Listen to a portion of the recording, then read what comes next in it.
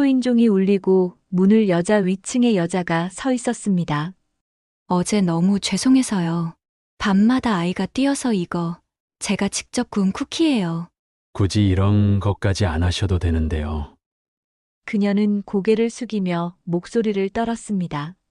사실 혼자 아이를 키우고 있어요. 낮엔 일하고 밤늦게 돌아오면 아이가 저만 보면 좋아서 잘 시간에도 뛰어다니거든요. 그래서 정말 죄송합니다. 아, 그런 사정이 있었군요. 그때 제 안에서는 알 수 없는 감정이 밀려왔습니다. 제 인생이 확 바뀌게 된 이야기 궁금하지 않으신가요? 이야기를 끝까지 들어보시고 여러분이라면 어떤 선택을 하셨는지 알려주세요. 구독 버튼을 눌러주시면 어디서도 들을 수 없는 감동적인 사연들을 들려드릴게요. 구독과 좋아요, 알람은 사랑입니다. 안녕하세요. 저는 올해 65살, 이름은 이명수라고 합니다. 몇 해 전 직장에서 정년퇴직을 했고 아내는 오래전에 세상을 떠났습니다. 자식 둘은 각자 결혼해 나가 살고 있어 지금은 혼자 지내고 있습니다. 퇴직 후에는 특별히 하는 일이 없습니다. 여행이나 취미를 즐기는 사람들도 많지만 저는 그런 성격이 못 됩니다.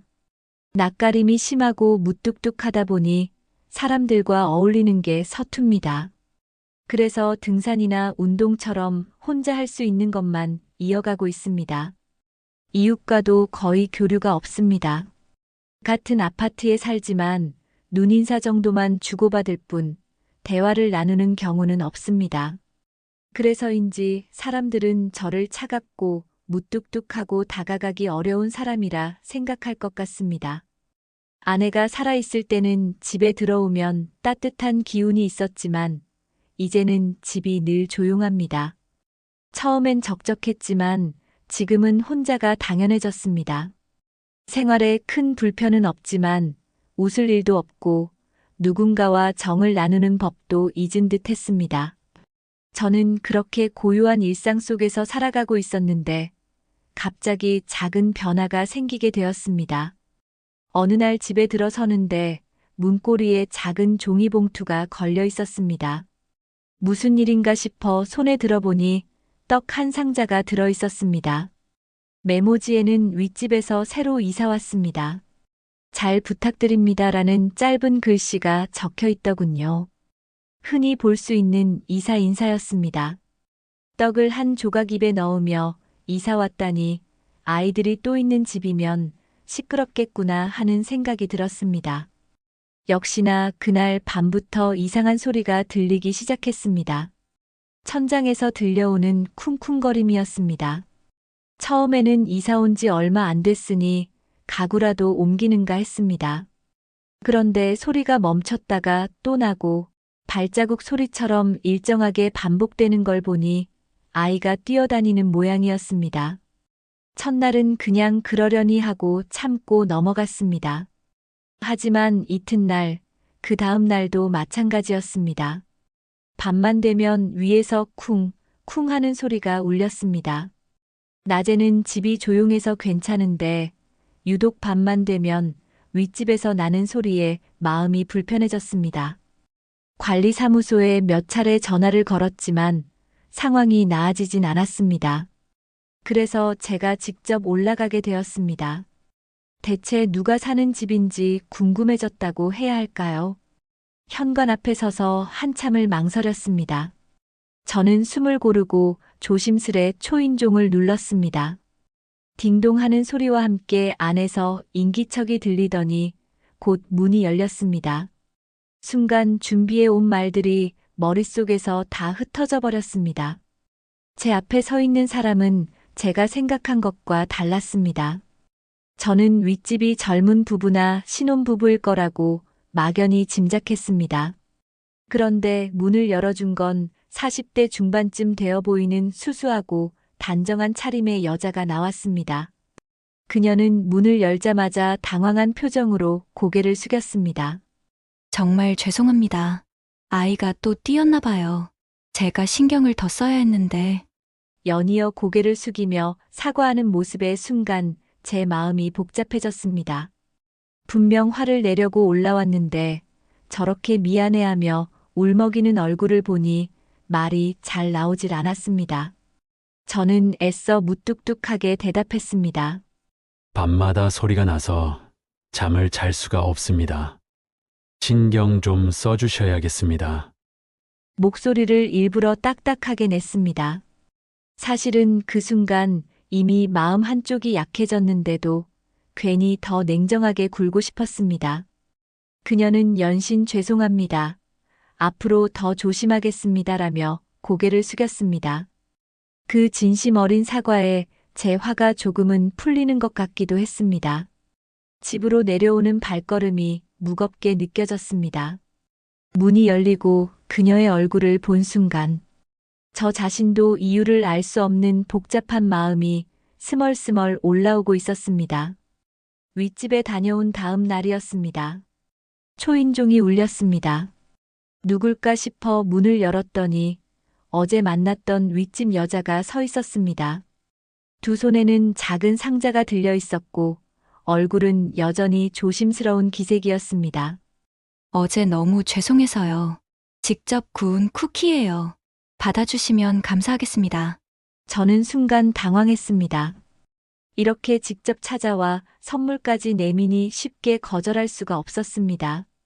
저는 짧게 굳이 안 그러셔도 되는데요 라고 했지만 그녀는 연신 죄송하다며 상자를 제 손에 쥐어주었습니다.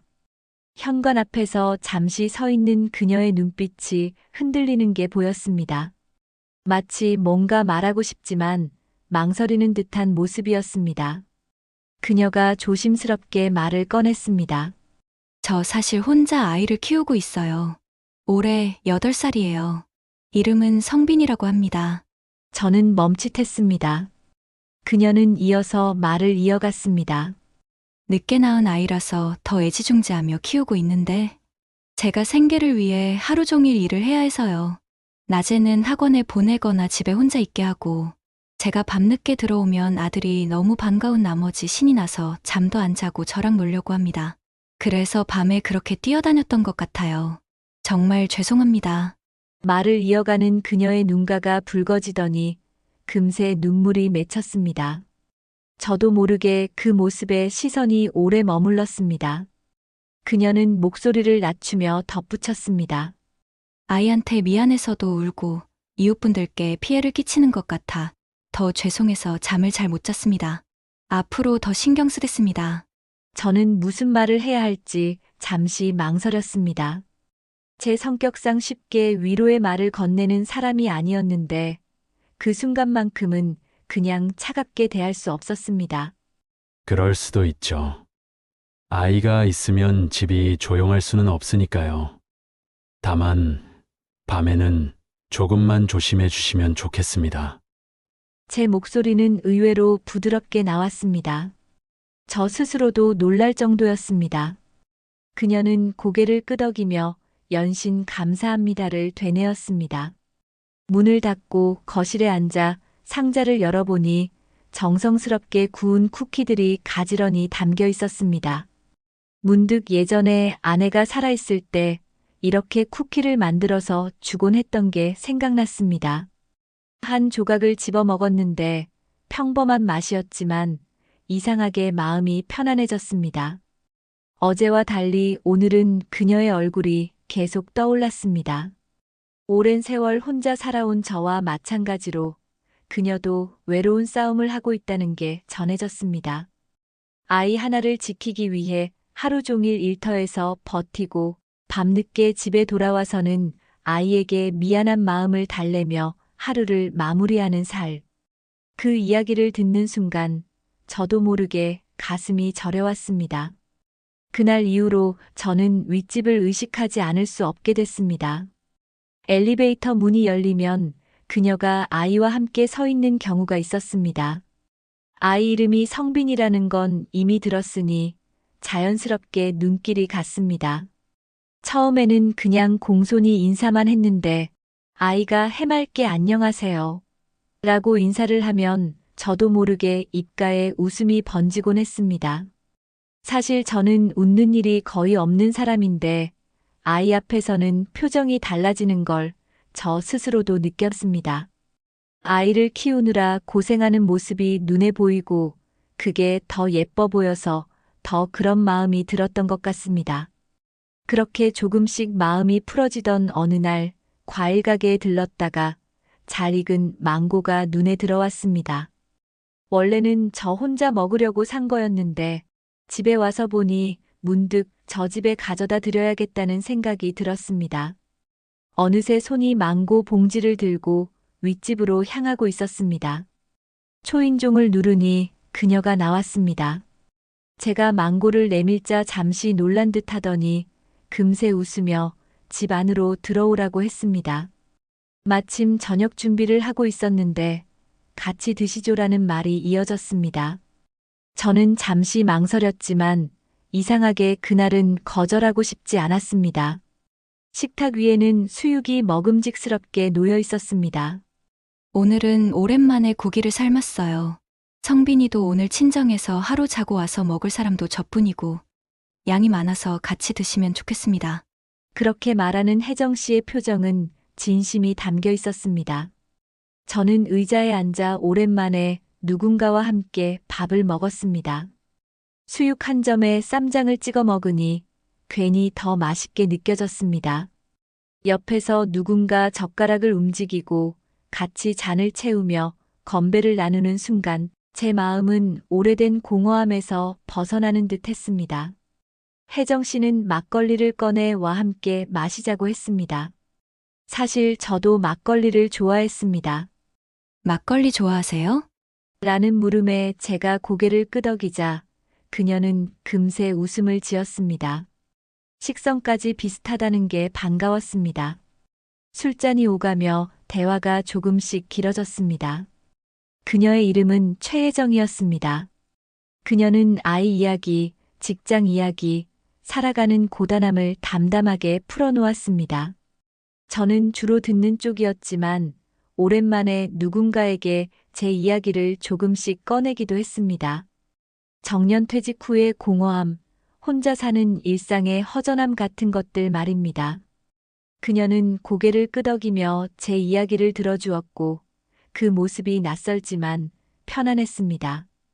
저는 술이 새지 않은 편이라 금세 얼굴이 붉어졌습니다. 그런데 이상하게도 그날만큼은 취기가 싫지 않았습니다. 오히려 오랜만에 마음이 느슨해지고 말이 잘 나왔습니다.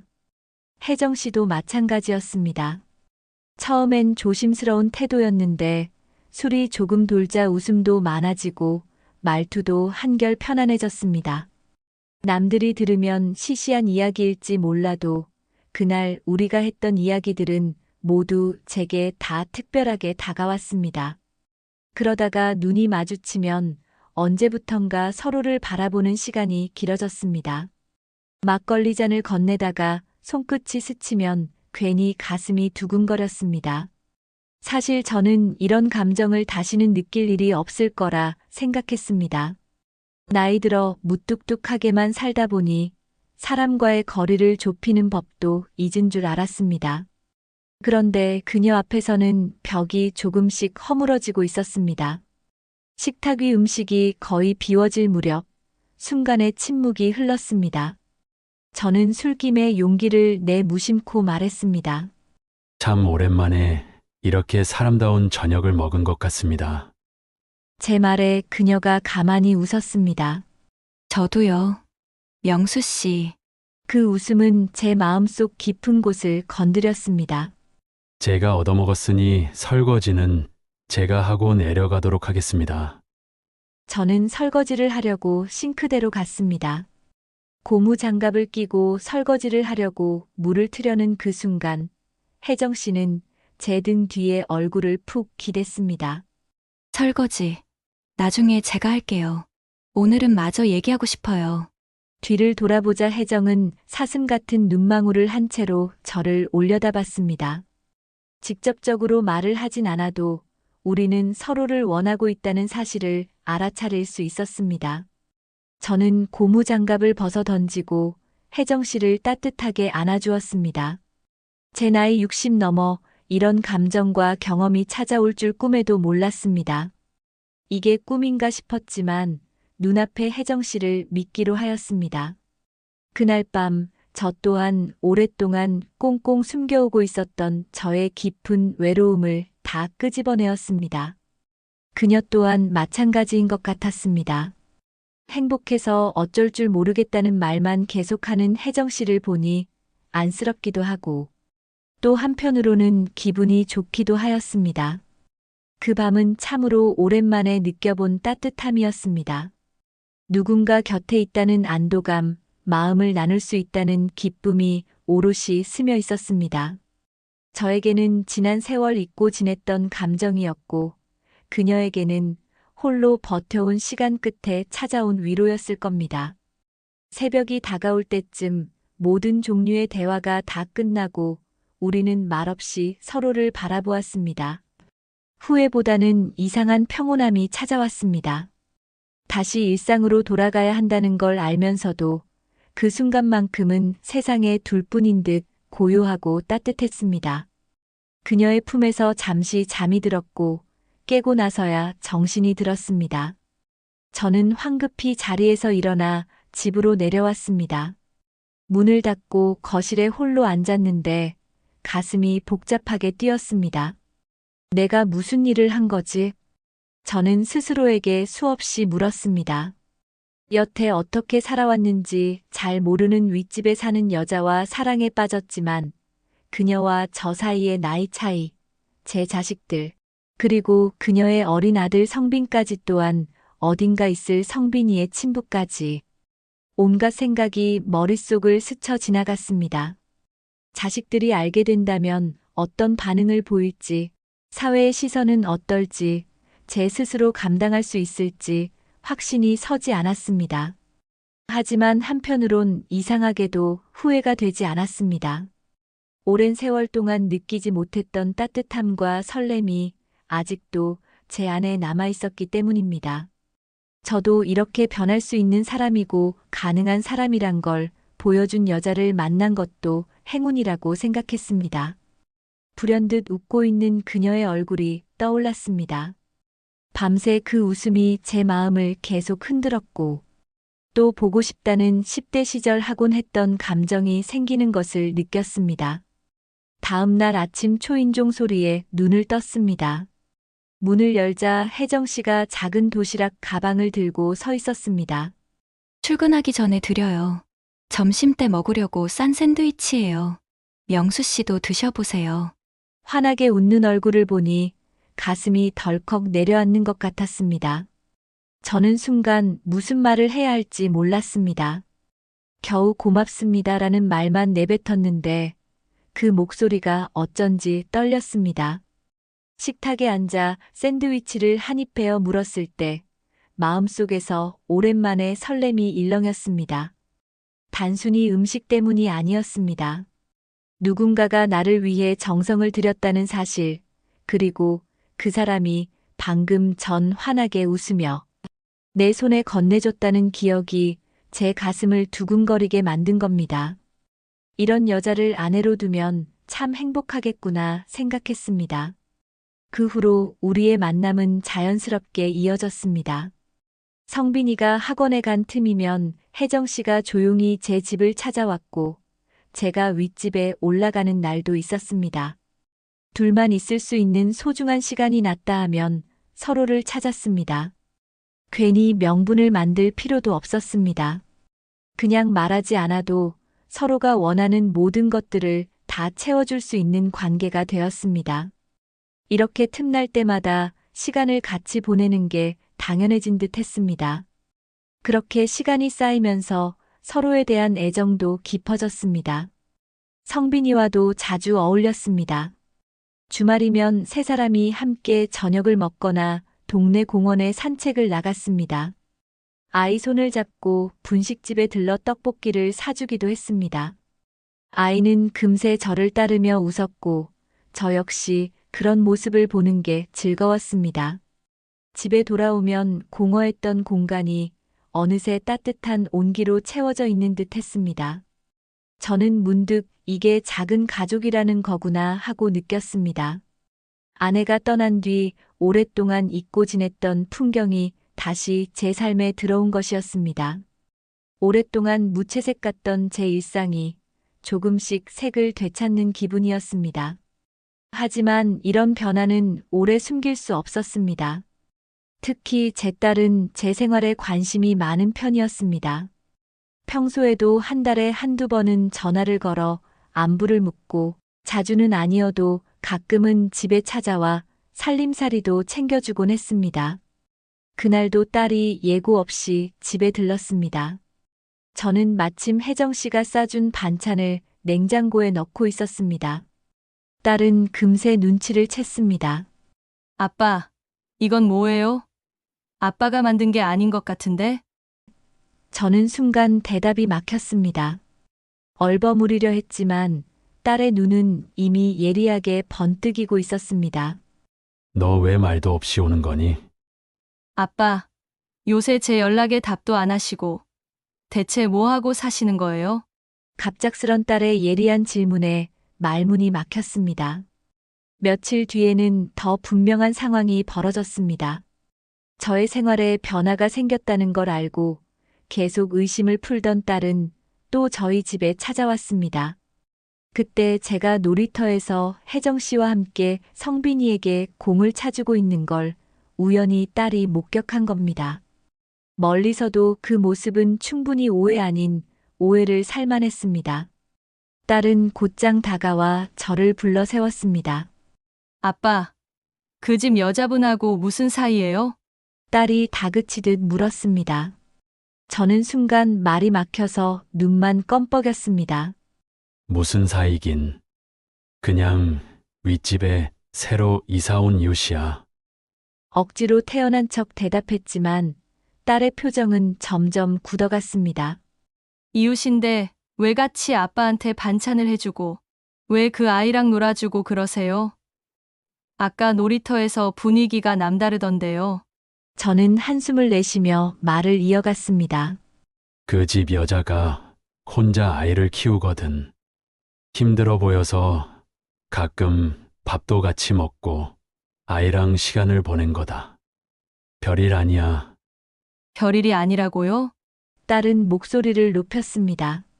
아빠 조심해야 해요. 그러다가 손주랑 나이 차이도 별로 안 나는 애를 새아들로 얻게 된다고요. 그게 말이 돼요? 저는 얼굴이 화끈 달아오르는 걸 느꼈습니다. 딸의 말이 틀린 건 아니었지만 그렇다고 쉽게 부정할 수도 없었습니다. 그렇게 심각하게 생각하지 마라. 그냥 이웃끼리 정 나누는 정도다. 저는 최대한 담담하게 말했지만 제 목소리마저 흔들리는 걸 저 스스로도 알 수 있었습니다. 딸은 저를 똑바로 노려보며 말했습니다.